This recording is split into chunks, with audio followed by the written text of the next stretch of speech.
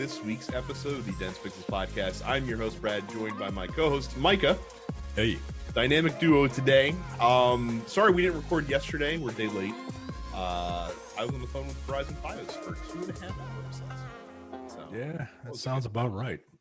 Yeah, at least it exacerbated by, the current world situation and sending you to the wrong department in the first place, and the fact that whoever wired my house for cable just cut every corner in the book you could possibly cut. So it's a convergence of a lot of fun events that were going on. But yes, that's why we're a day late. But it's okay because it for once being late was serendipitous because a major trailer came out today that we can talk about, which is kind of interesting.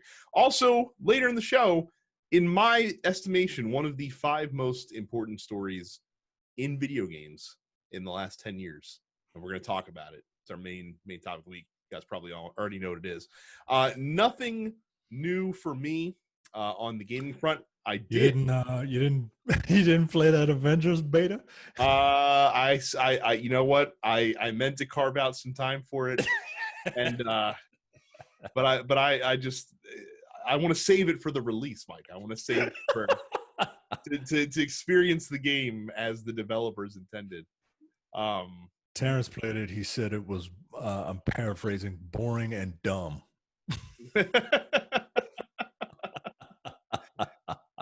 You didn't play it again, did you?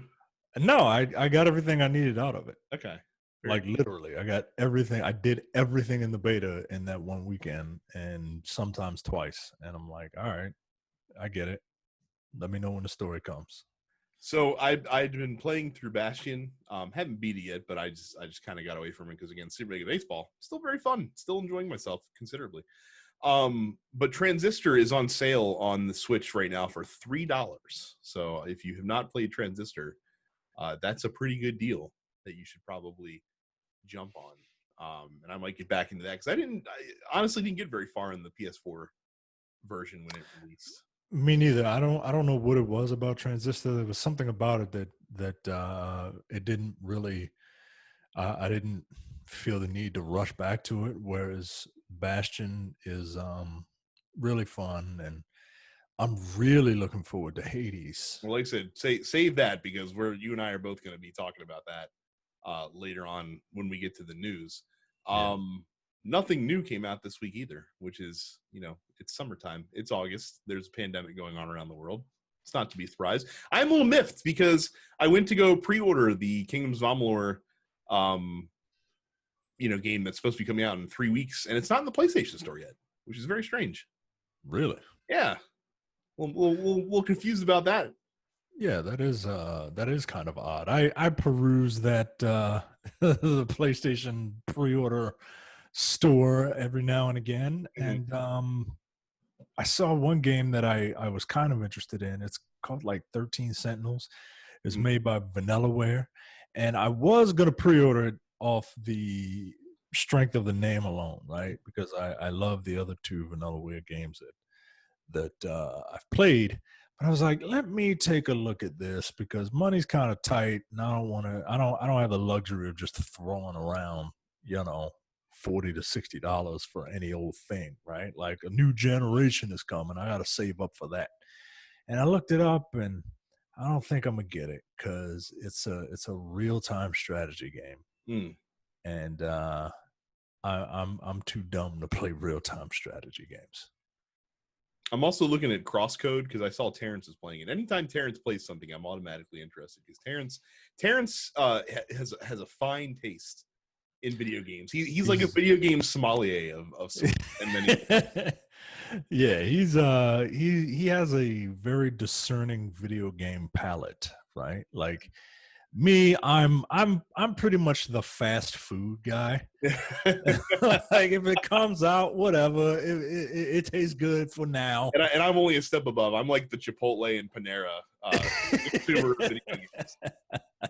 In that sense. But if Terrence plays a game and he likes it, then yeah, like that's how we got on Fall Guys. Because quite honestly, Fall Guys was not on my radar. And Terrence, hearing Terrence talk about it, it's the cutest girl at the dance right now. It's how I got on Children of Morta. Micah talked about Children of Morta on the show last week, Yeah. and I was like, what? It's a Micah pick. And then Darren's talked about it, and all of a sudden it becomes a Vincent pick. Meanwhile, Micah's over on the jean shelf. Oh, we really got to start doing those shows again. You know what? Maybe you and I should just do those shows, because Jay keeps like, "Oh, I don't have time, bro. I don't have time, bro." Maybe you and I, because we get shit done. I couldn't have given you a better segue into into the premium network ad read.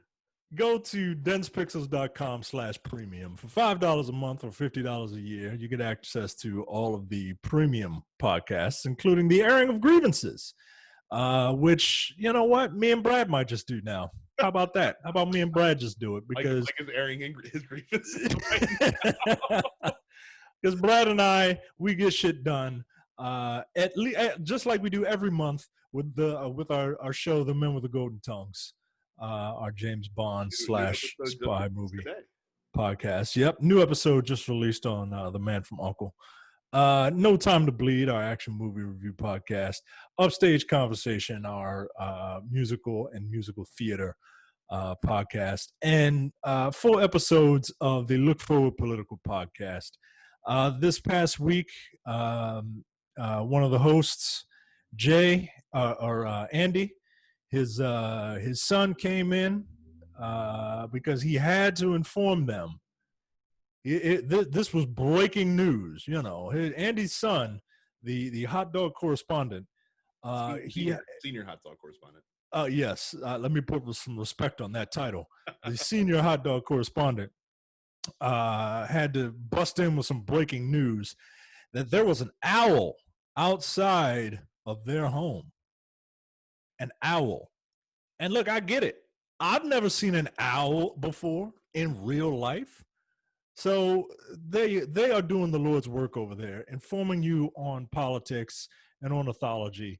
All in secondary news behind the owl spotting in Winnemucca, Nevada, a vice president was picked for the Biden ticket. Yeah. Not nearly as important as the owl, of course. But, you can subscribe to all of the TMP Studios podcasts, wherever you get your podcasts, including the flagship show, The Nerd Apocalypse, Black on Black Cinema, and the weekly preview episode of Look Forward. And you can also go to youtube.com/densepixels and subscribe. You can see what our offices look like. You can see what our faces look like. And you can do whatever you want with that information. Very good. So trailer dropped today, a teaser. We're getting more information on this later this month. I think next week, actually. But Treyarch and Activision have announced the newest version of Call of Duty that's coming out this fall. And it is called Call of Duty, Black Ops, Cold War. All right. This is, you would think a bleeb, a black weeb like me would appreciate long, drawn out titles because that's kind of the joke with like the way Japan titles their things. It's super happy, fun, terrific, extravaganza time, But Call of Duty, Black Ops, Cold War is a bit too much. Like, I understand you got the Call of Duty brand and then the Black Ops wing of the Call of Duty brand, but I need you to tighten up that title.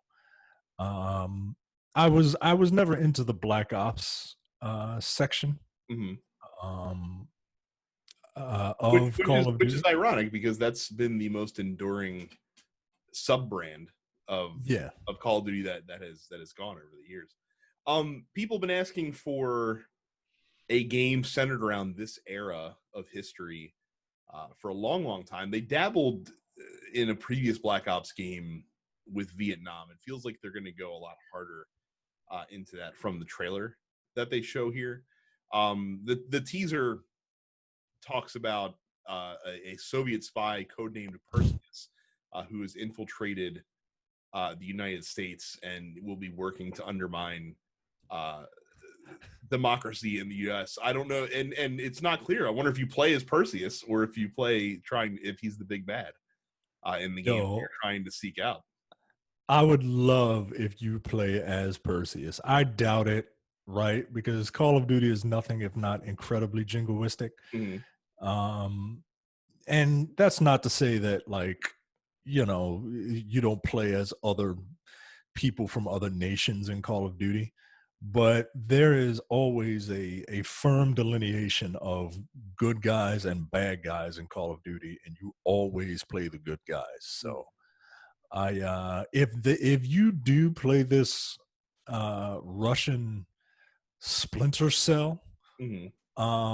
I will be shocked and slightly impressed at the balls that Call of Duty has. Well, And it seems like they're aiming, at least from the teaser, and again, it's a teaser. We all know. It seems like that they're aiming for something that's very, impactful, draws heavily on history. Um, the interview, there's an interview they played, which was a real life TV interview from uh, a former KGB agent that defected during the Cold War, whose name was Yuri Bezmenov, who basically went on TV and talked about the way that the Soviet Union works to undermine liberal democracy, and the things that they do and things of that nature. So like I said, it seems like they're drawing from a very lofty goal. During the thing, you see clips of Vietnam, you see clips of the American Civil Rights Movement, you see other very famous historic clips, especially in terms of American and Russia hostilities, which were at their peak during the late 60s and 70s when the game is expected to be taking place. So it's going to be an interesting story. I'm more interested in this story than I've been interested about a Call of Duty story ever, perhaps. yeah. Just because Brad. this is an era of history that I'm a bit of a nerd for. I Oh, don't feel really? like, oh yeah, I don't feel like the Cold War is, I feel like in school especially it's glossed over, and there's a reason for that. It's because America, like in World War II, World War I, things like that, like there, and Civil War, there's very clear heroes and villains in history. It's very easy to draw, good guys and bad guys, Which is especially why Call of Duty perspective. takes place in World War II, Right. and But for the first time with the Cold War, things are a little bit more murky in terms of ideology and good and bad guys, and it's more of a conflict of government ideas. And America did some bad shit as well. Like there's a reason that video games and history in general don't really dwell on Vietnam that much, because it was a colossal mistake for us to now be involved in it. So now isn't that kind of the Black Ops brand, right? Like they do the wars that nobody really wants to talk about. Like wasn't the first Black Ops about Vietnam or something like that? tangentially, like it didn't take place, I don't think, in Vietnam. And I haven't played Black Ops 1, so I can't speak to it with firsthand knowledge. But it wasn't like Call of Duty Vietnam, I don't think. Like I think that they shied away from that. Um, and then Black Ops 3 started a chain of futuristic Black Ops games. Yeah. So it's not, they haven't necessarily stuck to history or done anything based in real history aside from the first two. Again, it's a very interesting premise.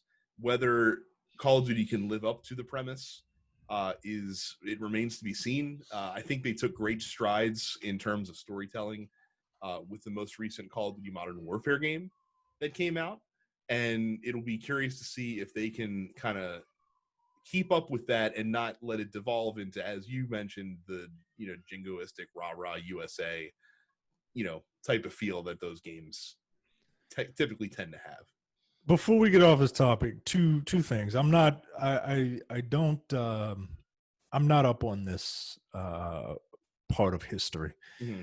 Is there like a major like theater of war that took place Well, so during that so this time that's period that where you're well going to that's be the a thing. guy shooting things?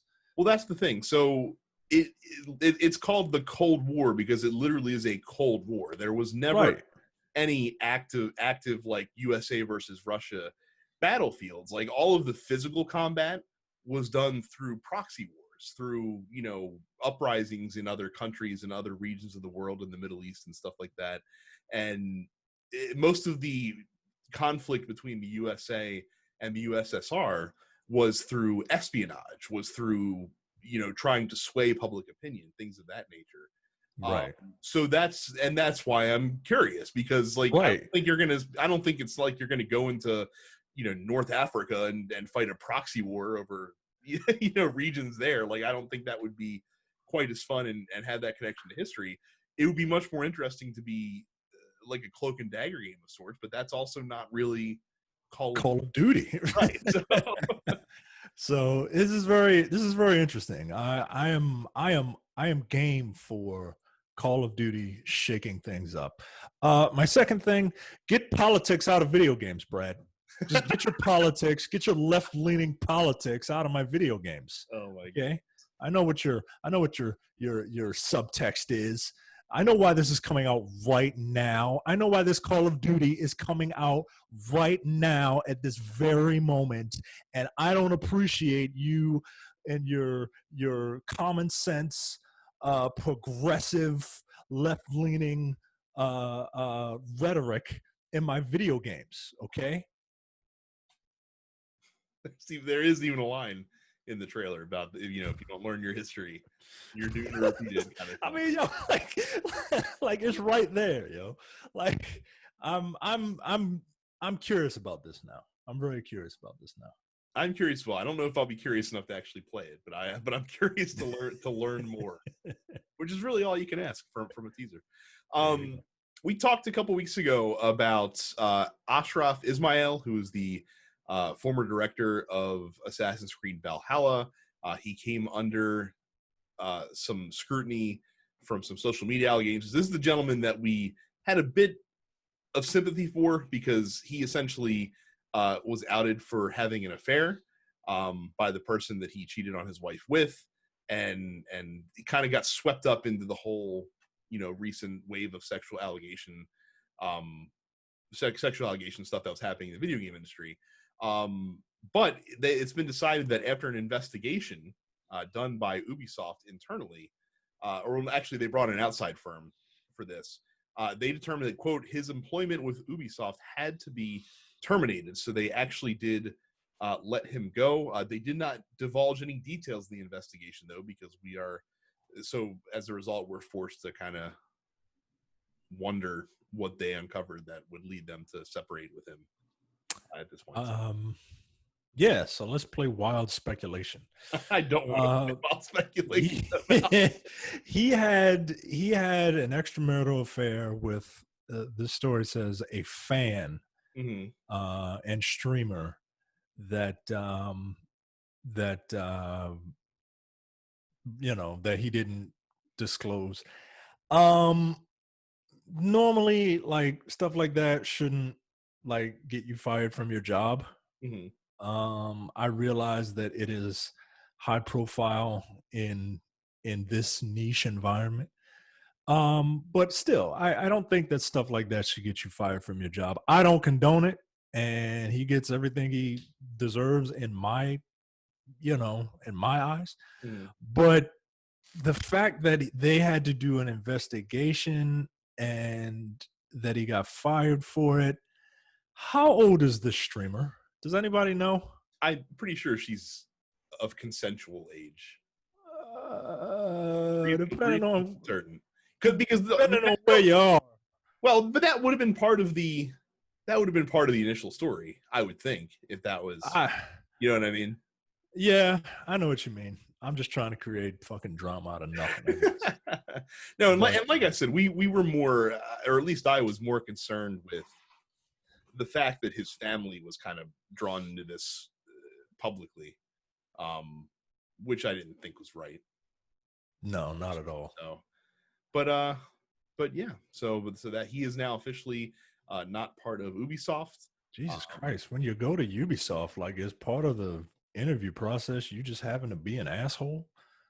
Like, do you have to be a bit of a dick to get a job at Ubisoft? I don't know, man. I don't know. Like I said, I Man. don't want to make any sweeping declarations about French culture, but I don't know. I don't know. Quick story about Arcane's upcoming game Deathloop. It has been delayed into next year. It is going to come in 2021. It was originally supposed to be a PS5 launch title. It's now going to be coming out in Q2, so between April and June of next year. So That sucks. a little bit longer. Plenty of stuff to play between now Yeah. and then.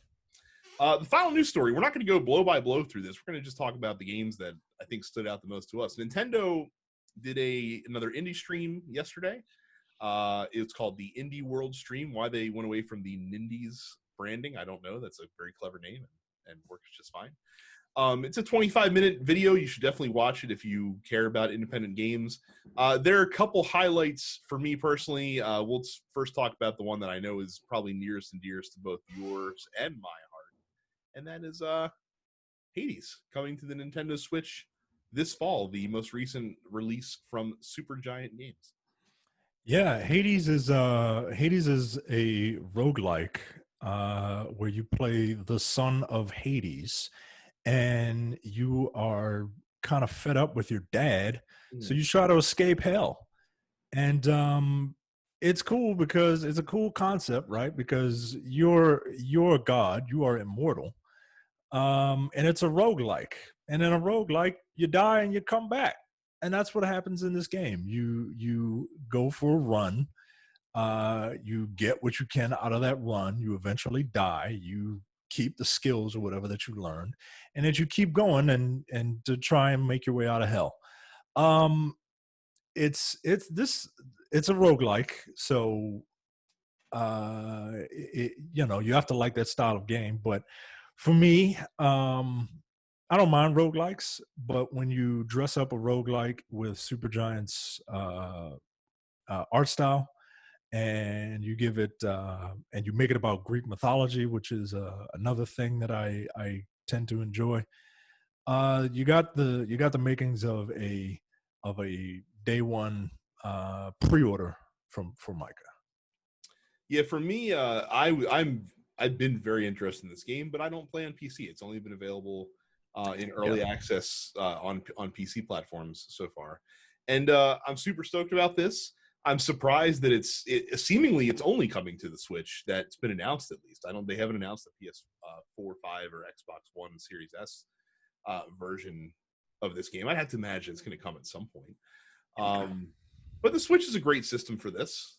I mean, but Supergiant's one of those ones, though. Like I said, I like playing indies on the Switch, but their games do look really good and do benefit from that extra little bit of fidelity and polish and 60 frames second hits, which is really nice. So this is gonna be a tough one. I might actually end up buying this on PS4 if it's coming to PS4 around the same time, or I might get it on Switch, and then when it comes to PS5 eventually, I might just buy it on there too, because I'll throw money at Supergiant all day, every day. They're one of my favorite developers.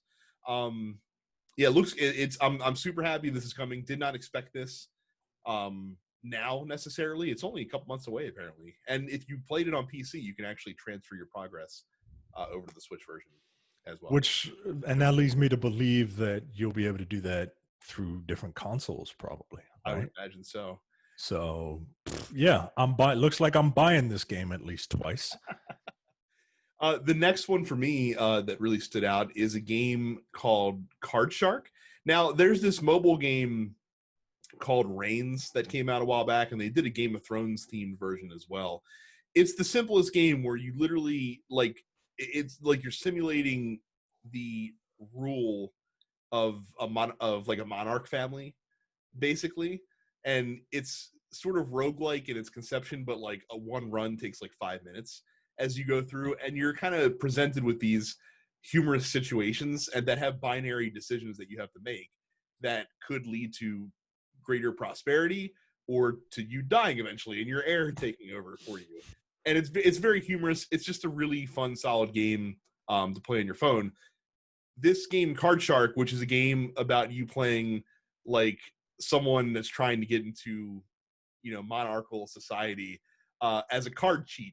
They basically winning at poker tables, and literally the game is like you getting better at cheating at cards and trying to cheat at cards and not get caught because like you'll get shot if you get if you get caught because it takes place during like the 1700s, and it looks like it has the same type of humor that Reigns has. So this game is definitely on my radar. It's coming out next year. I will definitely purchase this game when it becomes available. Sounds pretty funny. Yeah. What else did you see? You know, part of me wants to play this Goose Game. Like, yeah, it's I mean, I know it's out and it's getting like a 2-player like update.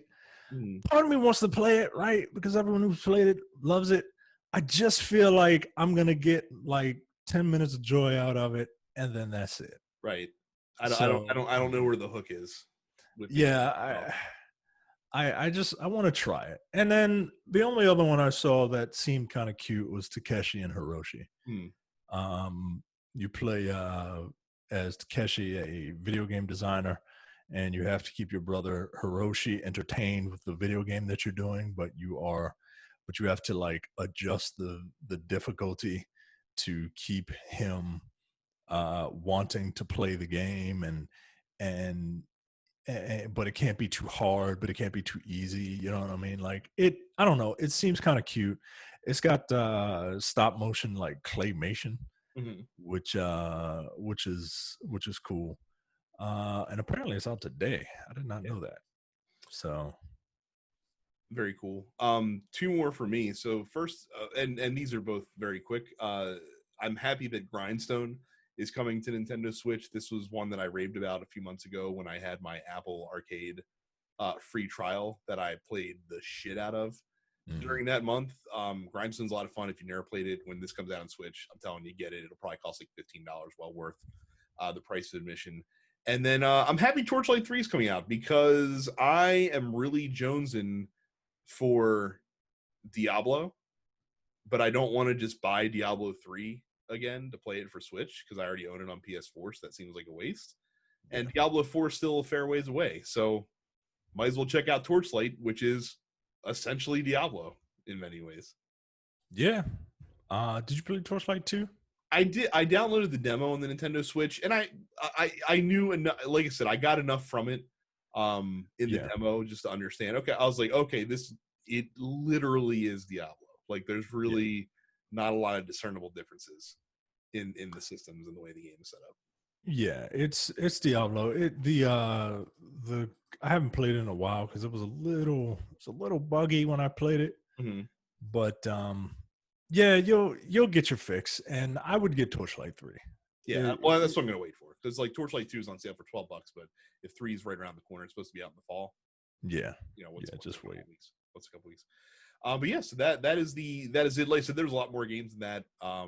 Again, go to YouTube and check out the full presentation. You watch it during your lunch. So while you're right before you watch that, you can go to www.densepixels.com/Amazon. When you go to www.densepixels.com/Amazon to make all of your Amazon purchases, you help us out at no additional cost to you, like actual no additional cost. Go to www.densepixels.com/Amazon. So last week, and it happened, of course, because it's us, literally like 2 days after we recorded. A surprising thing just appeared in Fortnite on iPhone. So when you go to buy V-Bucks, instead of one choice, buying it through the Apple App Store, there are now 2 choices.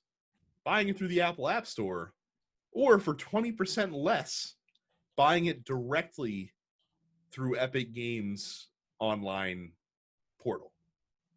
Now, I saw this. A wild circumvention just appeared. Yeah. People freaked the fuck out when this happened. And someone posted it in the fan group within an hour of it happening, of it being discovered. And my immediate reply was, well, that shit's getting taken down later today. And sure enough, Apple yanked that shit from the App Store toot sweet. later that same day, which was not surprising at all. Google Play followed suit, by the way, to much less fanfare, because this is very much like a like a epic 1v1 battle. That's brewing. Right. Google got hit with some shrapnel. They did. But they're just as involved in this too for different reasons. We'll talk about it. Yeah, they are. So like I said, Apple pulls Fortnite, the most popular video game in the world, from their app store for circumventing their purchasing system. Because if, for those that don't realize, Apple makes 30% off of anything that you purchase through the Apple App Store or through Apple apps, with some notable exceptions, and we'll talk about those soon as well. So, as if Epic knew what the response was going to be, all of a sudden an event appears within Fortnite that day, and a trailer gets posted on YouTube that day of a video that Epic Games made called 1980 Fortnite, which is a play on the iconic Apple 1984 ad, which if you're not familiar with the ad, is one of the best pieces of commercial marketing that you've ever seen, that showed the Apple, I think it was the Apple II computer, as being like, the way to break free from the Orwellian grips of of the world around you and stuff like that. But now the roles are reversed, where Apple is the tyrant that's that's forcing their way to everything. Again, this is a video that was made well in advance of this. Like this is like, and when I saw this, I'm like, holy shit! Like they've been planning this. Yeah, yo, like it's like you're not even like you're not like you could. Like, come on, man! Like you, like this is why smart people don't feel for you, right? Because like, one, you violated the terms of service. You know what the deal is when everybody knows what the deal is when you use Apple. It's it's the bullet that you have to bite to be on to be on a device that has the leader in the market share, right? So I get it, right? Like 30%. Like that's ridiculous, right? Like that's like some like drug dealer protection money bullshit. Right? But it's not though. It's the standard. It's the standard rate. Like that's the standard rate. So in response, like I said, Apple pulls the game down. This ad shows, and then Epic's like, by the way, we're suing Apple now. Like they filed a suit against Apple to fight back against this. Apparently, as long as you have the game downloaded, you can still play the current version that happened before the apps the payment subversion came in. So people started selling their iPhones preloaded with Fortnite for like something funny online. And so now they're being sued. They've also sued Google as well. They're suing them for antitrust violations. This, by the way, comes right after Apple and Google and other tech luminaries were hauled up in front of Congress to talk about antitrust violations in the tech marketplace. Again, this has been planned. Right, dude. This is not an accident that this is happening, like on the heels of pulling these guys up before Congress. Absolutely not. Now, so like I mentioned at the top of the show, I feel like this is one of the one of the 5 most important video game stories in the last 10 years. Here's why. So we all remember a couple, like last year when the Epic Game Store first launched, and they attacked Steam basically. Like it was a shot across the bow at Steam, because they came out and said, hey, Steam takes 30% of your revenue just for being on their marketplace.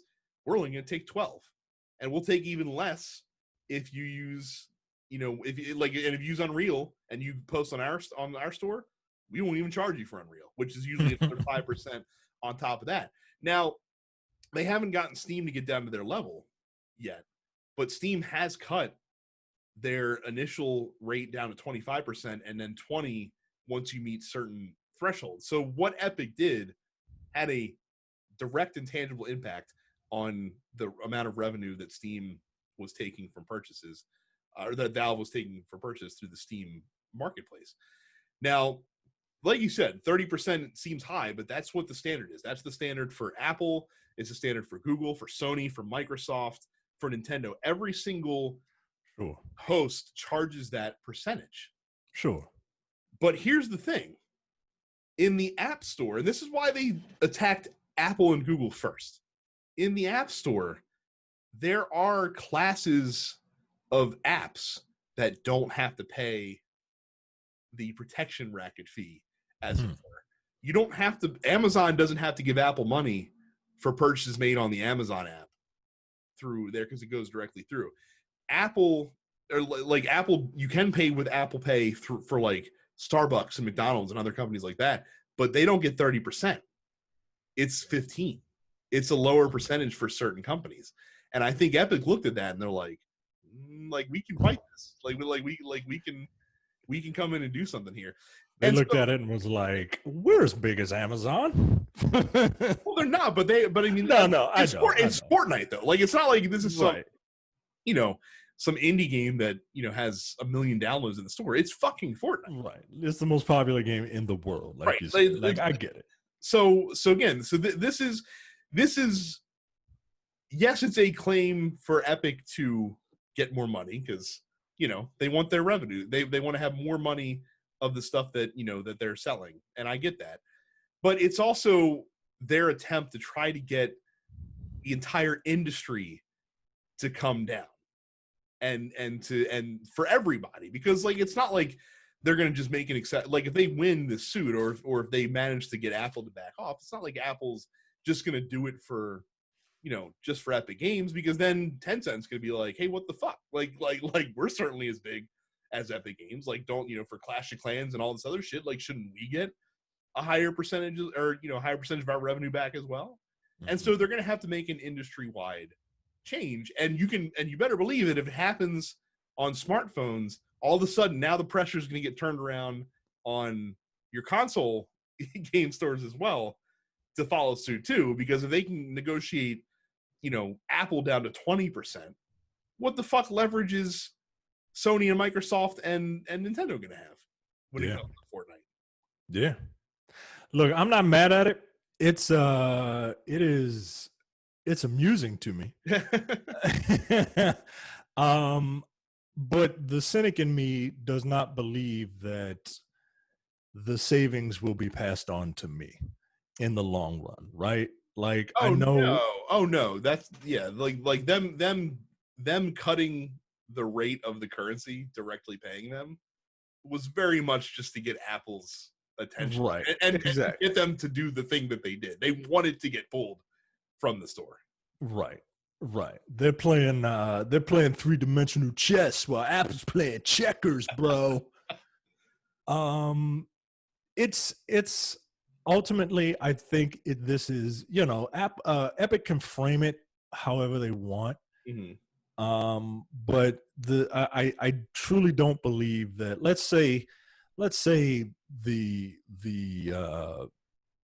unthinkable, not really unthinkable, but let's say that this plan works, right? Let's say it gets all the way up. It affects Microsoft and Sony and Nintendo. I don't feel like video game prices are going to come down. Mm-hmm.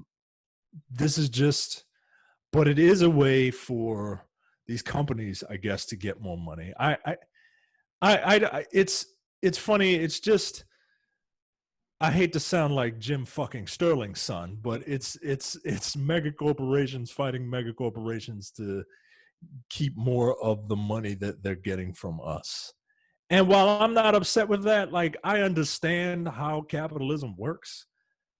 Don't frame it as we're passing the savings on to you. No, like, it's not altruism. Right. Yeah, that's it. I don't think it is. But that being said, while, like you said, it's a clash of trillionaires basically, like going at each other, while we're just the grist for the mill. At the same time, if they're successful, And if they, let's say they get Apple and everyone else to cut their rates to 20%, that's going to positively impact smaller independent developers as well. That's going to positively impact smaller companies as well. Epic is a big giant corporation, but I also part of, and again, maybe I'm not cynical enough. I do feel like that they're trying to make progressive steps for the industry as a whole. Is this going to benefit them as well? Oh, absolutely. Yeah. Take an extra 10% of your revenue, back, is, especially as much money as Fortnite makes, is, going to be insane. But if there's a trickle down effect that will also help some of the smaller guys as well, then I think that's a positive for the industry as a whole. And we want more of the money to go to developers. Like that's something that we should be aspiring to, because they're the ones that are actually creating the game. Sure, and as we all know, trickle down economics works all the time. Well, that's not with this. I know. That's not with this. Right. The difference is that, like, especially for digital storefronts, which is how all these purchases are made, the overhead costs to maintain them is insignificant compared to the revenues that all these places are generating. Yeah. It's not like it's a retailer that has to keep, a brick and mortar store running and pay employees and, pay to keep the lights on and that kind of shit. Yeah. This is incredibly interesting. That's the best way I can describe it, because it's, I don't believe that Epic originally sought out to be like, we're going to change the fucking world, right? Like, I think they sought out to be like, yo, why are we paying 30%? Like, that's a lot. But I'm curious to see where this goes. Do you think that who do you think will be successful in this lawsuit? So it's tough, right? Because what is success? How do you measure success in this case? There's no way this case goes to a verdict. There's no way. I guarantee you that it ends in some kind of a settlement. And so what's successful? If they manage to get Apple down to 25, forget Apple. If they manage to get the industry down to 25%, is that successful? Does it have to get down to 20% to be successful? Does that do more? You know what I mean? Like it depends on how you measure success. Success for me is if the industry shifts in any way, that is for the better. That is success to me. And failure is, status quo. Everything is how it is right now. If they can get it to 25%, that's success to me. That's how I measure success. So this is wild, man. This is wild. It's, like I said, it's nuts, and it's going to be nuts to see how it plays out. I'm going to be interested to see if it gets to trial. Honestly, like I have the feeling that it'll get to trial, but it won't get to a verdict, because look, Epic has a point. like these are frankly non-competitive marketplaces. You don't have a choice. It's not like there's two players in town, basically. That's it in terms of mobile space, and that's all you got. It's either it's Apple and Google, and that's it.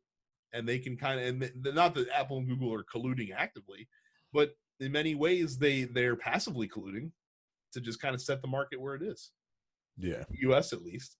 So it's interesting. I'm just curious to watch it unfold. It's going to probably take several months, if not years, to kind of play out. But it's huge news. Like I said, people that did not pay enough attention to the story, you were doing yourself a disservice, because this is going to be a landmark case one way or the other for our industry.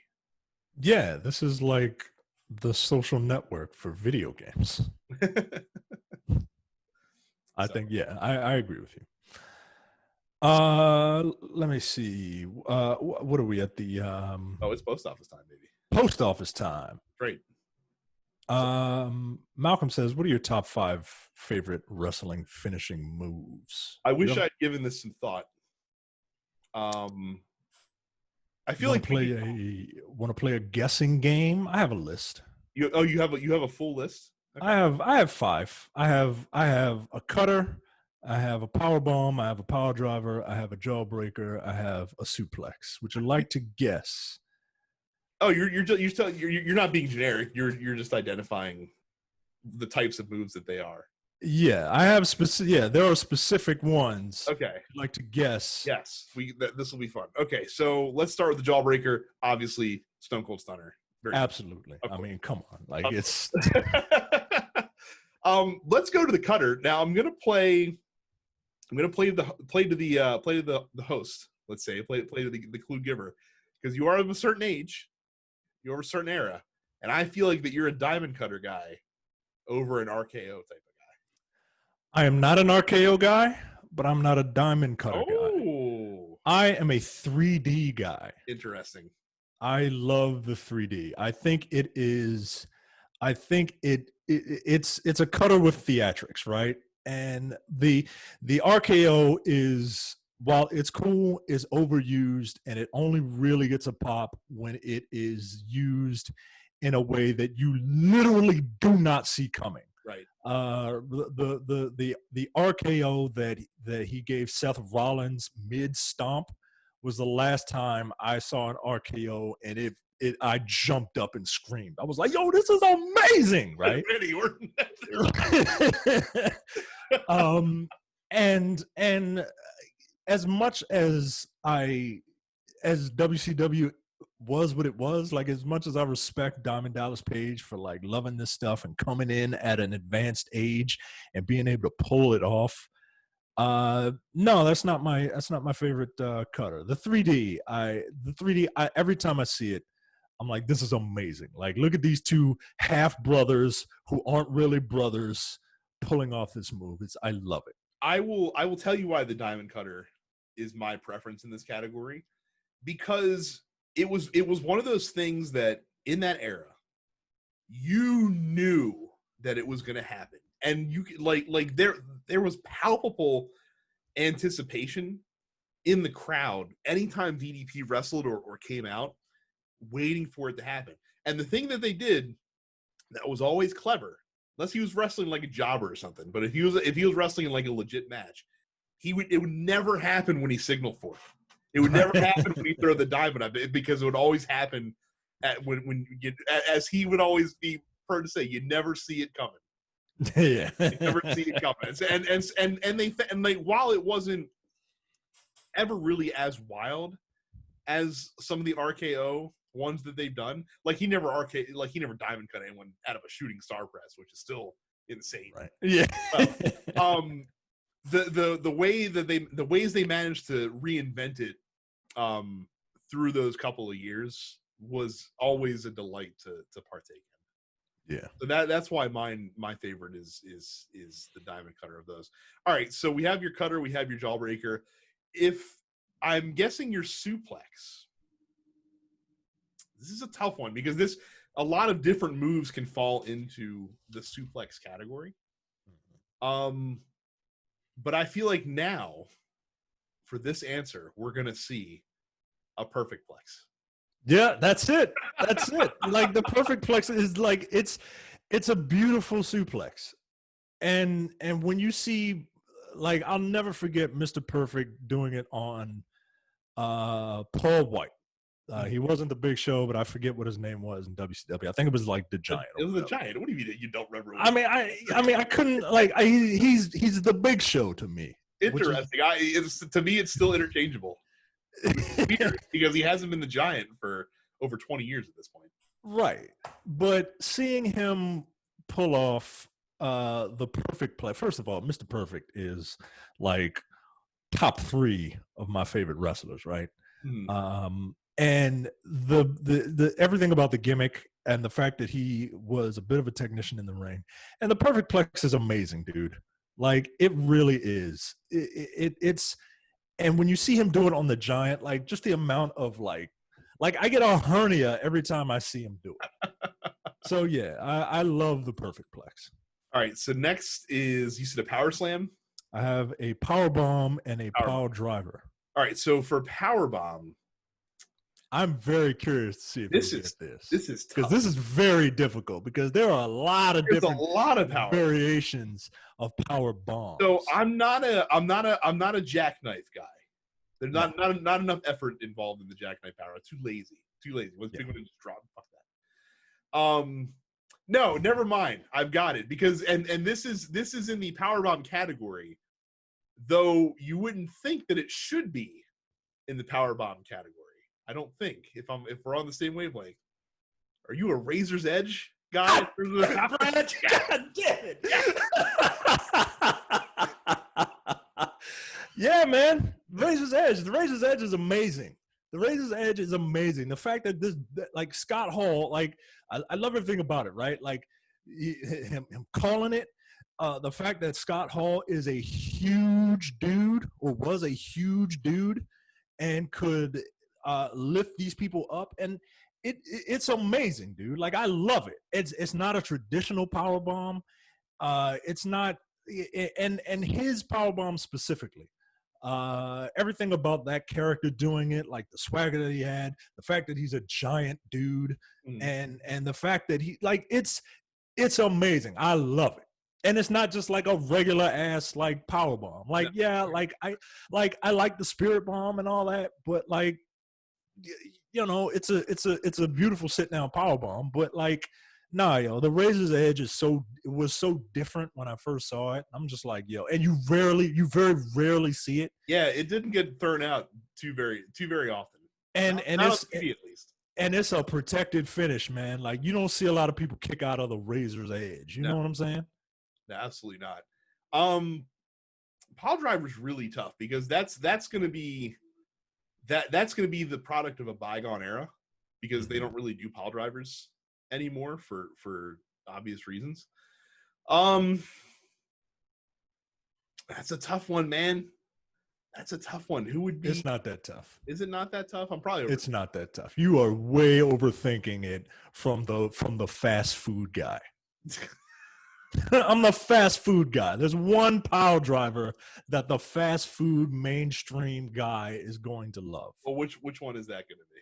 It's the Tombstone pile driver. Oh, that is the junk food of pile drivers. It is, but I love it, dude. And it is. I think I love it just because of the guy that does it. You know what I mean? Like, the fact that he can do it, the fact that he knows how to protect people while still making it look like it fucking hurts.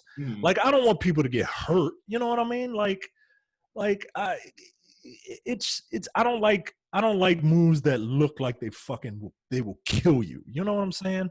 I just want something classic done by a pro, and it's beautiful every time I see it.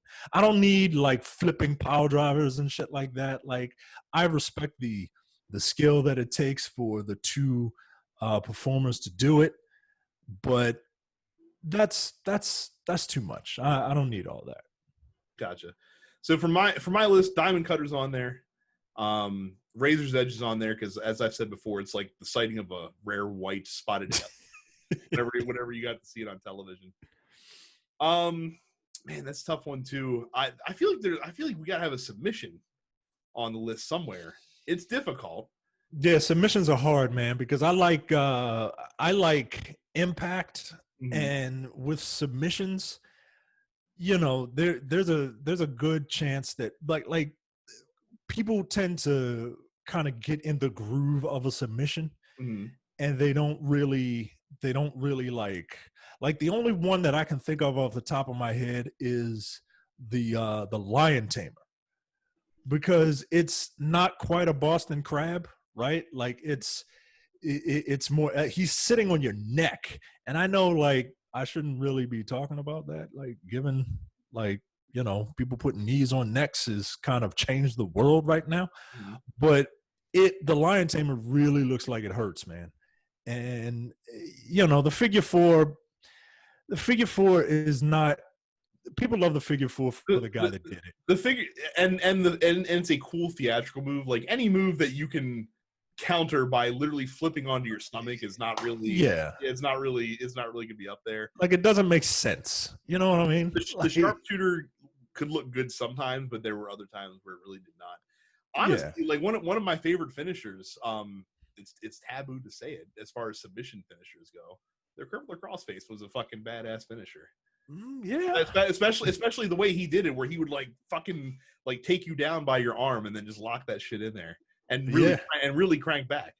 So like I said, that was up there as well.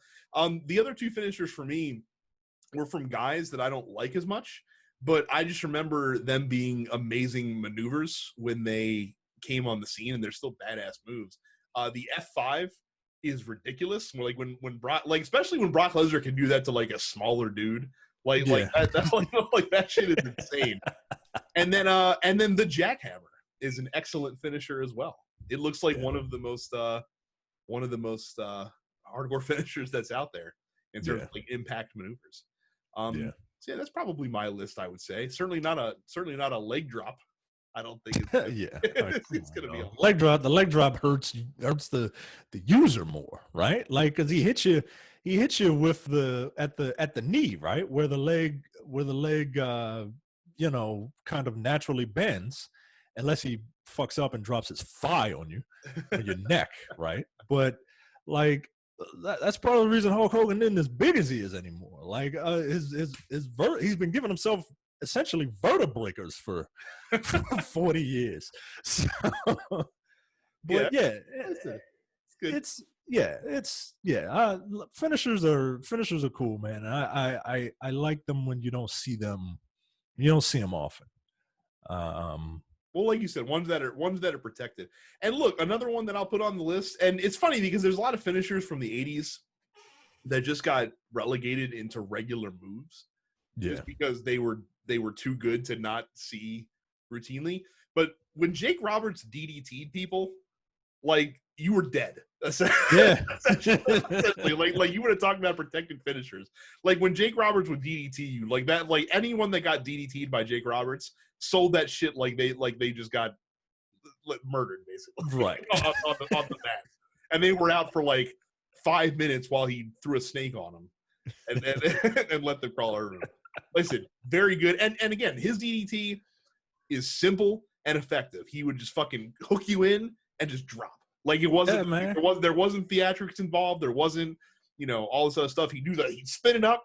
He'd fucking grab you hard as shit and then just fucking fall down. And you just, like I said, you just act like you got shot.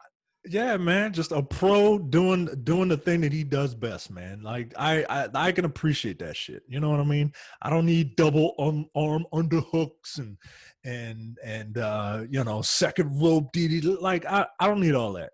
I need a big dude to come in, just like, get your ass over here, and then just drop your ass.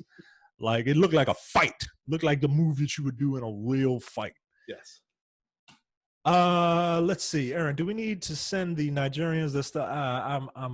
Terrence is. I'm gonna skip that one, right? Like, oh no, he has something else. Nah, never mind. Sorry, Aaron. Amir says, "What games?" Mike doesn't read the questions first. He just I'm flying by the seat of my pants. I'm flying by the seat of my pants. Amir says, "What games in your backlog have you been thinking about going back to since no real releases are coming?" I'm back on West of Dead and Hotline Miami. West of Dead is not. The game came out recently. Yeah, I was about to say. I thought it was Red Dead. It's like, no, West of Dead. Like, that game just came out. Like in like June or something like that, didn't it? Something like that. So, the initial release was November 2019. So, okay, all right, I'll give you that. Amir wasn't playing that shit in November 2019. Get the fuck out of it. He started playing it when they put that shit out on consoles. Don't let Amir fool you. I probably should get back to playing The Outer Worlds. I really like that game.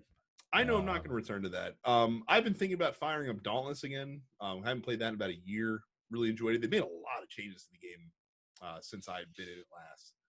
So that could be kind of cool.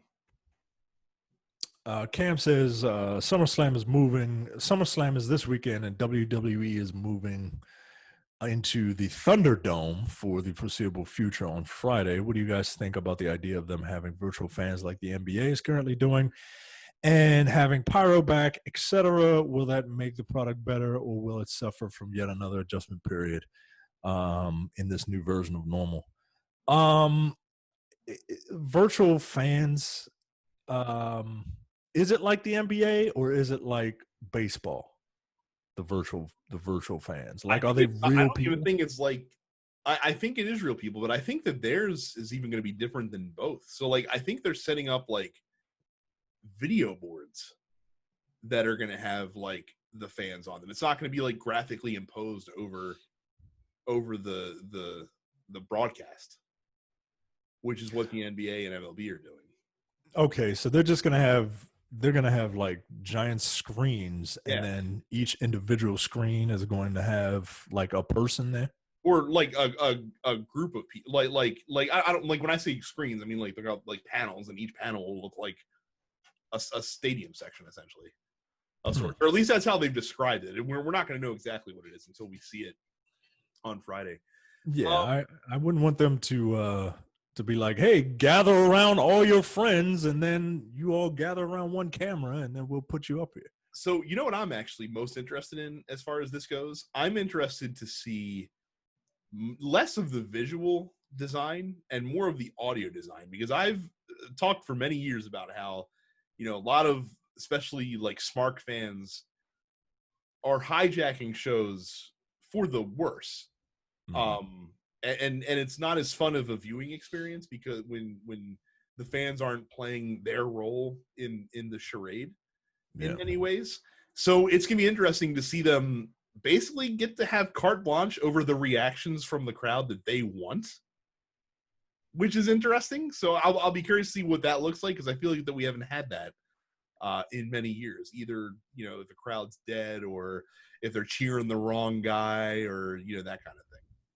So Ugh, yeah, that will be interesting. I didn't think of it that way. I just wanted from this virtual fan thing. mm, First of all, putting like wrestling fans in attendance without like the the the security to like censor signs or whatever is going to be interesting. But they pre-tape all this stuff, right? yeah, Well, yeah, I was are already they? then. No, actually, they want to do live shows now. So yeah, I don't. Yeah, yeah, because I don't think they'll. I don't. I think that would kind of kill the point of having the crowd there. True. Pre-tape it. So yeah, I'm curious. I just want the sound back. I need the sound back. Like I need AEW kind of pipes some warble Hmm. into their matches. It helps a bit, but like I need the sound. That's the thing that's killing me with watching this stuff. I don't necessarily need, to see the actual people, but I need the sound of it, right? Because half of wrestling is just like doing something to get a reaction from people. Hmm. So that's what I want. That's what I miss. And like you said, it'll be interesting to see if and how they engineer the sounds to create their ultimate like wrestling show. Hmm. Johnny says, which company will crack first and show the prices for these goddamn systems? Microsoft. I agree. Like I said, I think they're trying to present themselves aggressively as the choice as much as they can. So I would Yeah. probably be them first, and that's Leonardo. and that's the way Sony wants it. So Yeah. So hurry up, Microsoft. Show us your show us I what you do got. wish that Microsoft would just fucking come out at 449 and get the shit over with, because Sony's gonna be 500. It's gonna be 500 for sure. Like we know that. We know that. Right. So just say 450, and then Sony the next day will come out and do the same shit, and then we can move on and start planning our budgets. Yeah. I got money saving. I'm saving money, but I don't know how much to save. I can only afford to buy one right now. And I think we all know what that's going to be, because Spider-Man. Leonardo says, what's up, guy gamers? How's it going? Nothing much, man. How are you? Henry says, so what do we want? Another hero to know the way home, or life beyond Thunderdome? And do you miss kayfabe? I'm assuming the first part of that is a Mad Max reference or a song of some sort. I've never seen the original Mad Max films. I've only seen the newest one that came out. I haven't seen any of them. So, do I miss kayfabe? Yes and no. Yes and no. What I miss about kayfabe is I miss being able to be genuinely surprised by things. Like when it happens now, it's great. It doesn't happen very often. Yeah. And especially like WWE will advertise surprises happening, right? And I get it, right? Because they want people to tune in because they want to pop a ratings number. You don't really pop ratings numbers on after the big, like, you want people to tune in throughout the entire show to see your surprise, right? But like I miss surprises, right? And not necessarily, it's not to say that it still won't be a surprise. Like everyone knew Edge was coming to the Royal Rumble, but it was still like a nice thing to see once you actually saw it. But yeah, surprises. That's the thing about kayfabe that I miss. I agree with you. Surprises. Ramirez says, finally, what do you guys think about the beating that Dominic took from Seth Rollins? I didn't see the beating. I saw the aftermath. Oh, let's say the aftermath is all you needed to see. Yeah. Yeah, man, that kid took a serious caning from both him and Murphy during a couple weeks ago in anticipation of their match this weekend at SummerSlam. Look, man, again, it's tough for guys, especially when guys are, second generation, third generation wrestlers that got their foot in the door. Because I mean, look, I'm not saying that Dominic is going to be a bad wrestler. So far, he's actually been pleasantly surprising in terms of how competent he's been in the few things we've got to see him in. But look, he's getting an opportunity that he would not normally have gotten because of who his dad is. Let's just be straight about that. Yeah. And sometimes guys that get those opportunities go out of their way to show that they belong there. The reason that Shane McMahon was jumping off of 50-foot scaffolds and jumping off of, top rope through tables and all the shit that Shane McMahon does isn't because Shane McMahon had a secret wish to be a Daredevil. It's because he wanted to show that he belonged, that he wasn't just there because he's Vince's kid, even though he was just there because he was Vince's kid. But he wanted to make sure to go beyond what other guys were willing to do, just to show that he's I'm down in the trenches with you as well. So I think that was a lot of the reason that caning happened the way that it did, and for as long as it did, and how bruised and battered Dominic Mysterio was at the end. And look, it made the story more compelling when you do that, because it's an amazing visual to see that dude with those pain bruises and all that shit marked up all over him. So I'm gonna need Dominic. He's getting better every time I see him. Mm-hmm. I'm not blown away by him. He's literally the definition of heart. Mm-hmm. You know what I mean? He's got heart. He's in heart personified, right? I'm gonna need him to throw a mask on though. I don't like his face. I'm gonna need him to throw a mask on. And I know I shouldn't be talking, but I'm not a professional wrestler, so get your cardio up. Lose some of that baby fat. Well, that is it for the post office. Again, you can go to densepixels.com/fans and submit your questions every week for the pod. Make sure you subscribe to us wherever you get your podcast. Go to youtube.com/densepixels, subscribe there as well. And you can follow all of the personalities from the show on Twitch. Carrie is @SuppetsCarrie, Terrence is @Version410. I am DensePixels Brad. I'm going to start a schedule here soon. I'm probably going to be streaming 2 days a week over on Twitch. And any cool highlights that happen, I'll copy out and post on YouTube. Like I said, if you're subscribed there, you can see it from that. So that is it for us this week. Thank you guys very much for watching and listening, and we'll see you all the next time. See ya. You're watching the Dense Pixels YouTube channel. Click the subscribe button while you're here and make sure you check out our weekly podcast where we discuss the latest gaming news and our impressions on what games we've been playing.